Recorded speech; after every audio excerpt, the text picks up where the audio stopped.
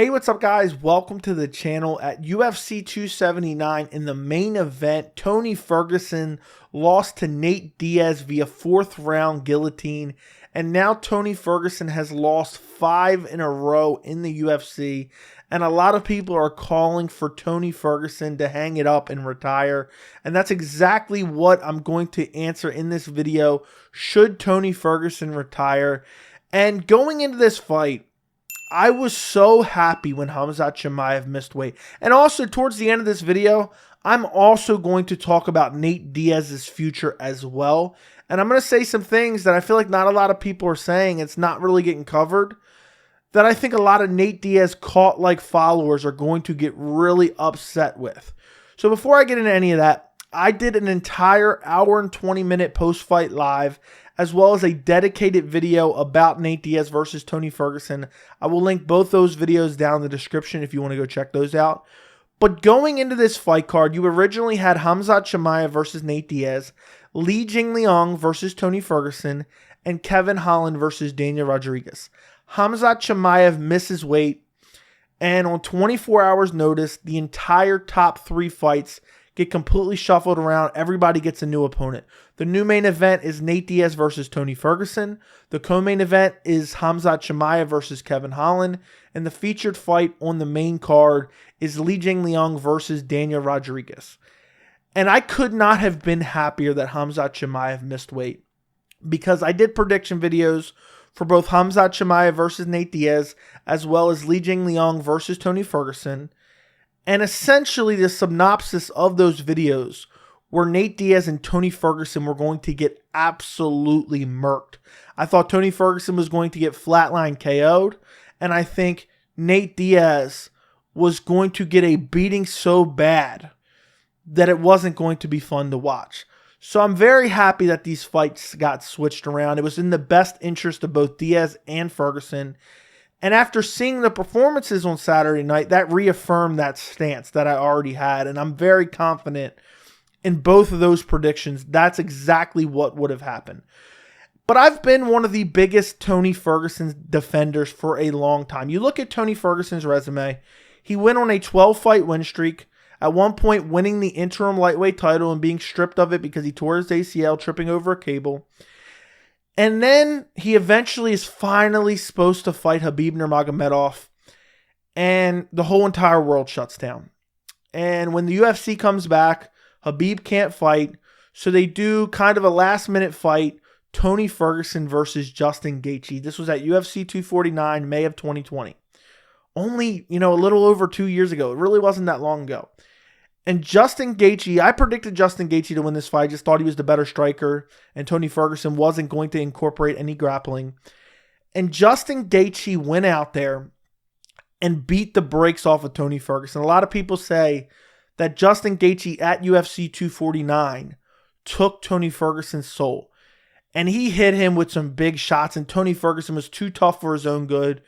And eventually, due to accumulation and Tony just getting absolutely battered on the feet, the referee finally steps in the 5th round after a prolonged, career-altering beating from Justin Gaethje. Then in his next fight, Tony Ferguson gets matched up with Charles Oliveira, who at this point in time is the future undisputed lightweight champion. And in this fight, he doesn't take a whole lot of damage. He gets out-grappled for the entire fight. And it's Charles Oliveira. I picked Charles Oliveira to win this fight. I knew Charles Oliveira was very good. And Charles Oliveira goes on to become champion. Then in his next fight at UFC 262 in May of last year, I actually picked Tony Ferguson to beat Beneil Dariush. Beneil Dariush goes out there, doesn't land a whole lot of damage, but he does some damage, just like the Charles Oliveira fight. Out-grapples Tony Ferguson for the majority of the fight. And after this fight, he's now on a 3-fight losing streak, going into the Michael Chandler fight, which was in May of this year at UFC 274. And I was defending Tony Ferguson the entire time leading up to this Michael Chandler fight. I was confident that Tony Ferguson would win this fight. I predicted Tony Ferguson to win this fight. And after that first round, I thought my prediction was going to be correct, because I wasn't just saying that because I like Tony Ferguson. I was saying it because I truly believed that Tony Ferguson had just been fighting the elite of the elite, which was true. And I thought, Michael Chandler, you know what? This is a winnable fight for Tony Ferguson. He looked very good in that first round, dropped Michael Chandler, eventually gets out-grappled for the last minute and a half. But Tony Ferguson was looking like partially like his old self. I don't want to say he was completely like his old self, but he was looking very good in that first round at UFC 274 against Michael Chandler. Well, what happens in the second round? 17 seconds into the second round, Michael Chandler punts Tony Ferguson's head off. It was a front kick, but it looked like an NFL punt. And Tony Ferguson falls as if he'd been sniped in the head. He falls face down. He's completely flatlined. He's motionless. He's just a dead corpse on the ground. And this was the first time, like, okay, Tony Ferguson's at an advanced age. He's 38 years old. How is this KO going to change Tony Ferguson? And I already said he was never making a run at a title again, but I still thought he could compete, with the top 15 of the lightweight division. Well, the UFC does something that makes me absolutely hate the UFC. They booked Tony Ferguson versus Li Jingliang on 3 weeks' notice because UFC 279 was an absolute garbage card, because basically they didn't want to give Nate Diaz any help because he was fighting out of his contract and he gets pay-per-view points. So they booked this fight last second, I guess, because there's a lot of outcry and people probably, the trending of the pay-per-view probably isn't looking that great. On 3 weeks' notice, they book a terrible matchup in Li Jingliang versus Tony Ferguson, especially when just 4 months ago, Tony Ferguson has been flatlined KO'd. I mean, I hated it at the time. I mean, I have ample evidence on the channel where I was talking about it. This, sucks. UFC 279 just got worse. This is a terrible matchup. And eventually, 24 hours before the fight, it gets all switched around, and we finally get Nate Diaz versus Tony Ferguson. This is a fight that I've been clamoring for about 3 to 4 years, maybe even longer. And I was so happy that the fights got switched around because Khamzat Chimaev and Li Jingliang would have smashed Ferguson and Diaz. I mean, it would have been tough to watch. And in that main event, and I've talked about this in other videos, you guys can go watch them on the channel, Tony Ferguson looked like a shell of himself. And I hate the UFC for this because it was on 3 weeks' notice, so it's kind of almost like he has an out. He's like, oh, who knows if he was actually training. Now he's in a 5-round fight on 3 weeks' notice. And he just looked awful. I mean, in this fight, he was turning his back multiple times. The way he was scrambling out from, he was getting backed up against the fence. Nate Diaz was throwing combinations. He just looked terrible. He looked fearful to engage. He looked happy to be in there losing. He was smiling, and Nate Diaz was taunting him, and he was just happy to be there. He wasn't even trying to, Nate Diaz was turning his back on him, and Tony Ferguson wasn't even going after him. The old Tony Ferguson would have went after Nate Diaz.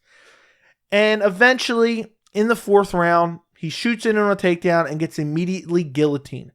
I would have never guessed in a million years that Tony Ferguson would get guillotined by Nate Diaz. I mean, in all of the UFC, he had never been submitted. And now he gets submitted by Nate Diaz. And I know Nate Diaz has good jiu-jitsu, but so does Tony Ferguson. And the way he got guillotined it just didn't look right because his head wasn't initially, in a bad spot. But it was like he tried to cement the position on the ground and be on top of Nate. And Nate didn't even have his full guard, have Tony Ferguson in his full guard. And Tony just gets tapped out, which, isn't the biggest problem. I get it. But that fight, I mean, seeing Tony Ferguson in that state was really disturbing. He looked really bad in that fight. And I get it that he took it on 3 weeks' notice, but now he's lost 5 in a row. He took a decent amount of damage against Nate Diaz, was busted up, cut up, bleeding. You look back at, the Michael Chandler KO, I mean, that was one of the most vicious knockouts I've ever seen in my life. And then you compounded by the fact that he got dominated by Beneil, Charles Oliveira, and Justin Gaethje took his soul. I don't want to be in a spot. Tony Ferguson had a 12-fight win streak at one point in time. I don't want to be in a spot where we're talking about Tony Ferguson's 12-fight streak in the future. And people are saying, which 12 streak are you talking about? His win streak or his lose streak? Because it looks like Tony Ferguson's working on a 12-fight losing streak on the back end of that 12-fight winning streak. That's what it's looking like. And I really think 5 losses in a row. This time he loses to Nate Diaz, which is a winnable opponent for him. I actually predicted Tony Ferguson to win that fight, even though I had some reservations because he's coming back after the KO. You know, it's not a good recipe, and I really don't think, you know, Tony Ferguson should be fighting anymore. So the answer to the question is yes, Tony Ferguson should retire.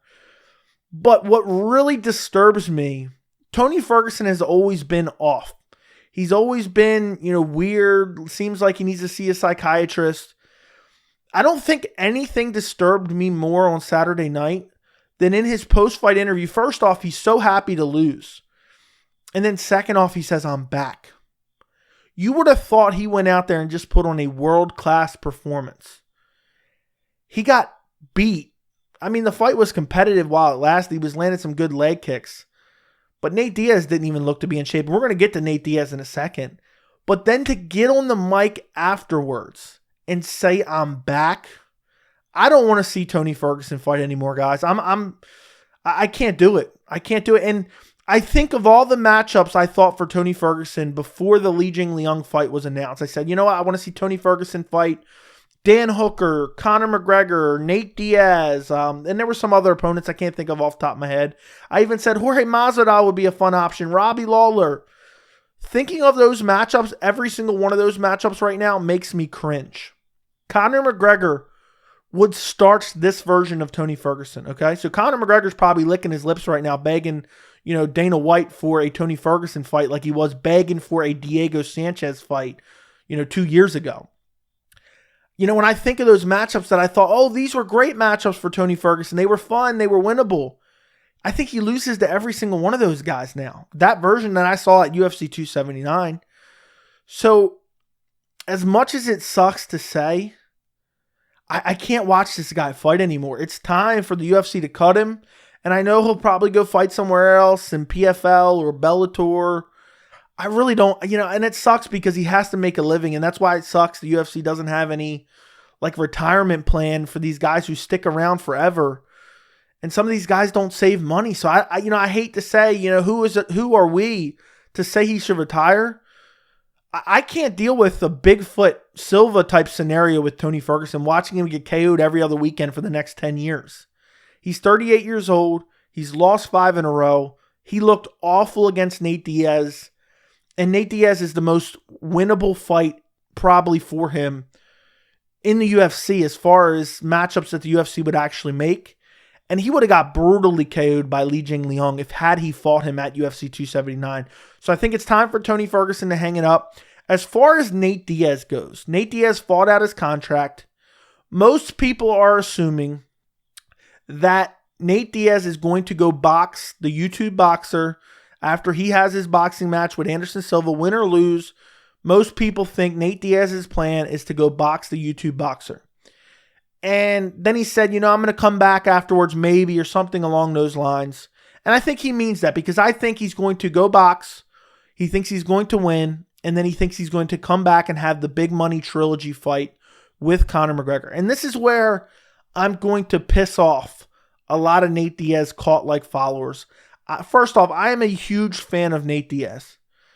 Nate Diaz is probably going to go over to YouTube boxing and get flatline KO'd.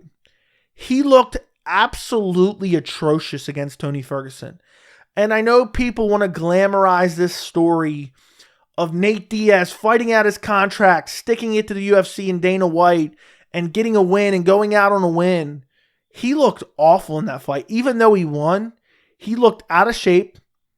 He looked tired. And Nate Diaz has always had great stamina. He looked totally different as far as his physique from the Leon Edwards fight, which was his last fight, to now. The punches looked labored. The head movement looked awful. The footwork looked awful. And I get it. You know, I was glamorizing Diaz versus Ferguson when it got announced 24 hours beforehand. But that doesn't change the fact that both of these guys looked terrible in the main event. And, you know, I remember saying on my post-fight live, like, I don't even know how to feel. Because it was an okay fight, you know, for the prelims. You know, if they didn't have any name value, this would have been an alright fight for two up-and-comers. But knowing at one point in time what Tony Ferguson was, and knowing at one point in time what Nate Diaz was, and Nate Diaz was never the elite of the elite in the lightweight division. Tony Ferguson was at one point. And seeing them out there fighting each other as shells of themselves really had me feeling weird after watching that event, honestly. I was glad they didn't have to fight Khamzat and Li Jingliang. But Nate looked terrible too. I mean, I thought he was going to quit mid-fight. He looked out of shape. He didn't even look like he trained. You know, Tony Ferguson looked terrible. At least he had kind of an excuse. He had 3 weeks notice. I'm starting to believe what Nate Diaz said in the pre-fight, scrum he did. I didn't train, or I gave up training, beat me, or whatever he said. He basically said he didn't even prepare for Khamzat. Maybe he knew he was going to get smashed. I mean, how could he not know? And maybe he really didn't have a full training camp because he didn't bother. Because he looked atrocious, even in a win against Tony Ferguson. And I know these two guys are legends of the sport. I know they're both fan favorites. But I am very glad that Nate Diaz fought out his contract, because I don't ever want to see him fight in the UFC again. And that really sucks to say, because I dreamed of a Nate Diaz, Conor McGregor trilogy at one point in time. But I honestly think, at this point, I picked Nate Diaz in both of the first Conor McGregor fights. I think Conor McGregor would starch that version of Nate Diaz. And again, maybe he's out of shape. Maybe he didn't take the fight seriously. I don't want to see him come back. Good riddance. Go box YouTubers for the rest of your career and make a lot of money and don't take any damage, hopefully. Even though I think he will. And also, as far as the UFC re-signing him, if he goes out and he boxes a YouTuber and he gets flatline KO or he loses in any capacity, in no way, shape, or form will Dana White and the UFC ever bring Nate Diaz back. I get that he's a star. The UFC would not risk Nate Diaz going out, getting devalued by a YouTube boxer, and then coming back and potentially beating Conor McGregor in a trilogy. They would never risk that in a million years, or anybody else for that matter.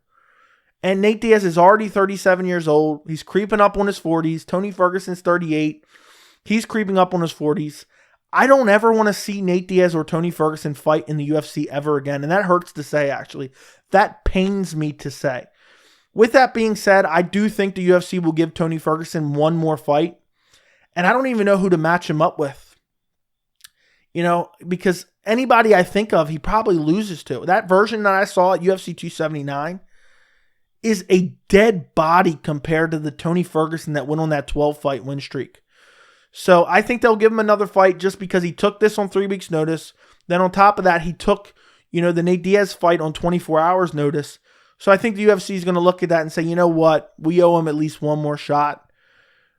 But I don't know who is he going to beat. I don't think he beats anyone in the top 15 of the lightweight division or the welterweight division. I think the welterweight division, his chances are looking even more bleak in the welterweight division. And so as much as it sucks to say, it's the end of an era for Nate Diaz and Tony Ferguson, no matter how you look at it. Let me know what you guys think down in the comments. Don't forget to like the video, and thank you so much for watching.